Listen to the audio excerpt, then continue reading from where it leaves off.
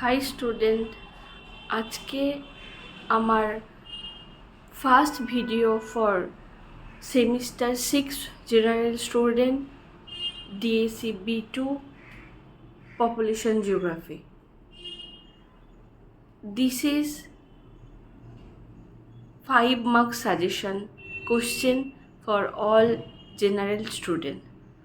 First যে প্রশ্নটা আমরা দেখলাম ভেরি ইম্পর্টেন্ট তোমাদের জন্য, সেটা হলো জনসংখ্যা বিবর্তন মডেল সম্পর্কে যা জানো লেখো।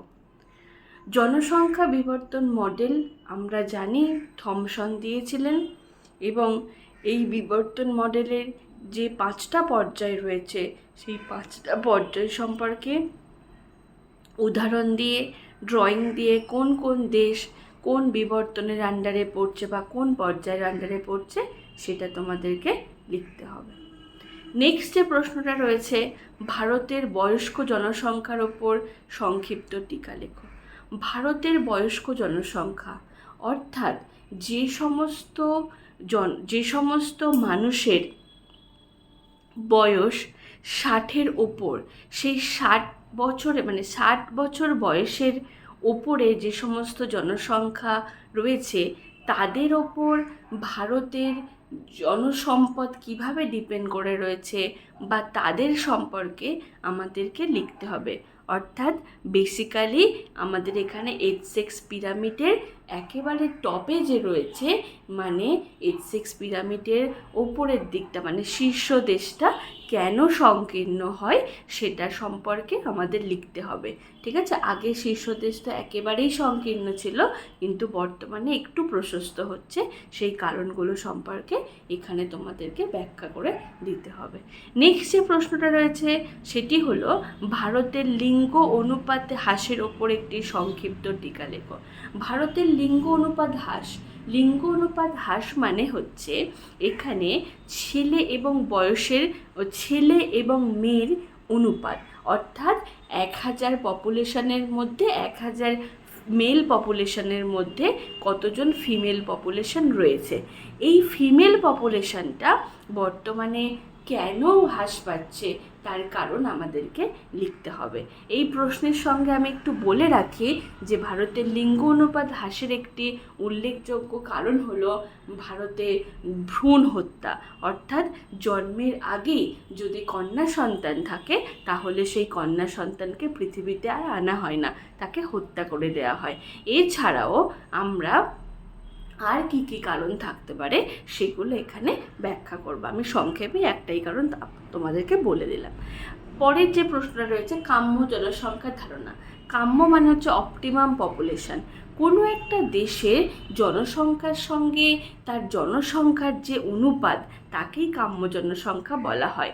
এবং কোন দেশে এই কাম্য জনসংখ্যা দেখতে পাওয়া যায়, কেন দেখতে পাওয়া যায়, উদাহরণসহ তোমাদেরকে এখানে লিখতে হবে, একটা ড্রয়িংও এখানে দিতে হবে।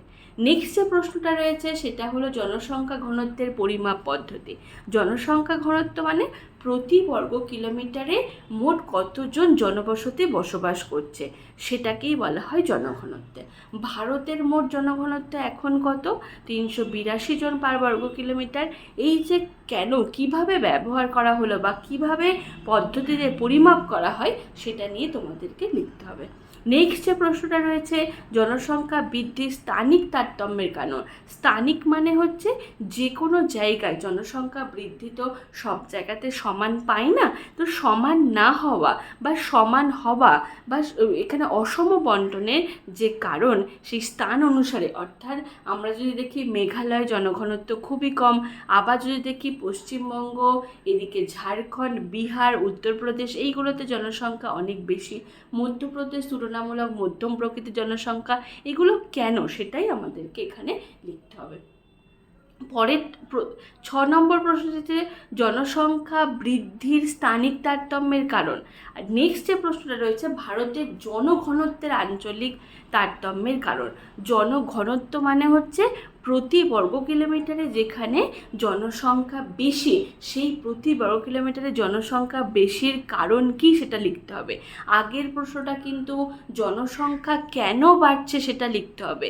আর নেক্সট প্রশ্ন যেটা 7 নম্বরে রয়েছে, জনসংখ্যার ঘনত্ব লিখতে হবে তোমাদেরকে। কোথায় মধ্যম ঘনত্ব, কোথায়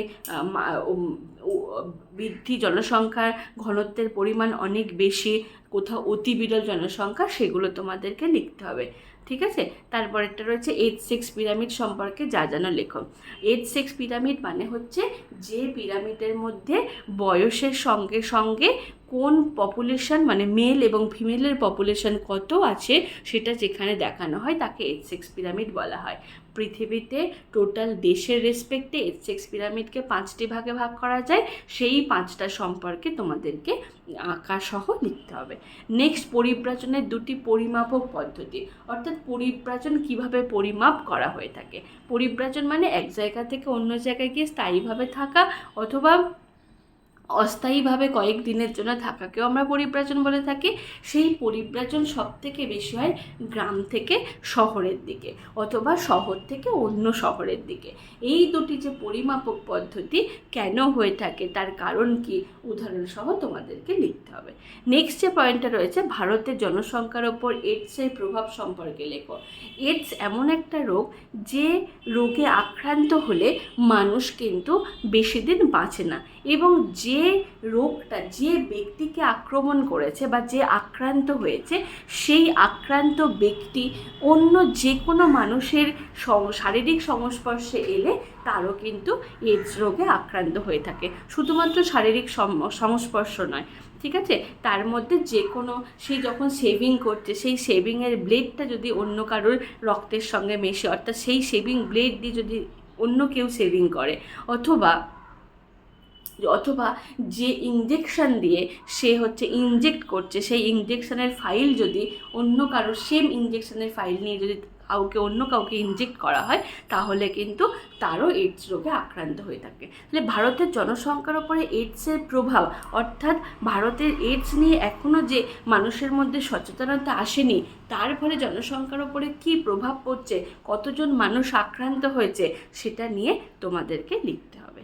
নেক্সট যেটা রয়েছে, অন্তর্মুখী পরিব্রাজন ও বহির্মুখী পরিব্রাজনের মধ্যে পার্থক্য।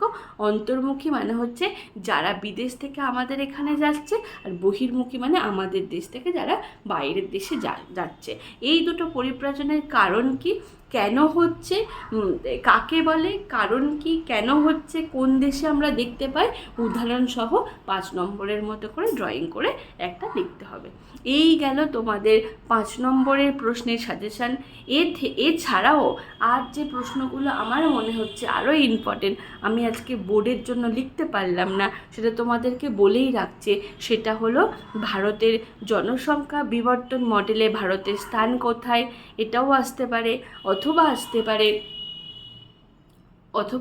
আসতে পারে ভারতের জনসংখ্যা যে বৃদ্ধির যে গতি প্রকৃতি সেটা সম্পর্কে আলোচনা করো, বা জনসংখ্যা আজ থেকে প্রাচীন কাল থেকে ভারতের জনসংখ্যা বর্তমানে কেমন ধরনের বৃদ্ধি পেয়েছে সেটা নিয়েও আসতে পারে। অথবা 5 নম্বরের প্রশ্ন আসতে পারে যে জনসংখ্যা নীতি কী, ঠিক আছে, বা কেনই বা জনসংখ্যা নীতি গ্রহণ করা হয়। তারপরে আসতে পারে মানব উন্নয়নের সূচক কী, মানব উন্নয়নের সূচক কী, বৈশিষ্ট্য কী, উদাহরণ কী, কোন দেশে দেখতে পাওয়া যায়। এই সমস্ত প্রশ্নগুলো তোমাদের জন্য ইম্পর্টেন্ট। স্টুডেন্ট, যদি তোমাদেরকে মনে হয়ে থাকে যে এর মধ্যে কোনো একটা প্রশ্ন বেশি করে আলোচনা করা দরকার বা সেটা নিয়ে পয়েন্টস করে লেখা দরকার, তাহলে আমাকে অবশ্যই কমেন্টসে লিখো, আমি তোমাদেরকে সাহায্য করার চেষ্টা করব। আজকে এত পর্যন্ত, বাই বাই।